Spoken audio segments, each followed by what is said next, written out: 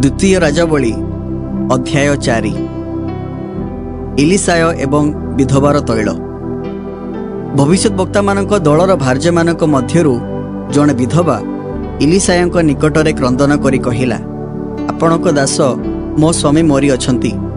पुणी आपणक दास जे सदाप्रभुंकु भय करुथिले एहा आपण जानती। एबे महाजन मोहर 2 सन्तानंकु आपणार दास करिबा निमंते नेबाकु आसी अछि।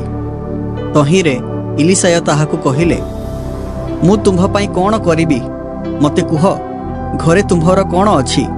एथिरे से कहिला, एक पात्र तैल छड़ा गृहरे आपणक दासीर आउ किछि नाही।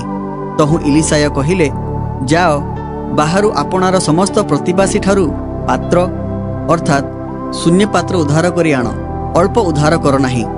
पुणी तुम्भे गृह भितरकु जाई आपणार ओ आपणा पुत्र मानक पछे द्वार बंद करी से सबु पात्र रे तैल अजाड़, आउ जेउ पात्र पूर्ण हुए ताहा अलगा करी रख। तहु सेही विधवा इलिसायंक निकटरु जाई आपणार ओ आपणा पुत्र मानक पछे द्वार बंद कला। सेमाने ताहा निकटकु पात्र आणन्ते से अजाड़िला। तहु पात्र सकल पूर्ण हुअन्ते से आपणा पुत्र को कहिला, आउ गोटे पात्र मो निकटकु आण। एथिरे से ताहाकु कहिला, आउ पात्र नाही। तहिरे तैल बंद हैला। तेबे सेही विधवा आसी परमेश्वरंको लोकंकु ताहा जणाइला।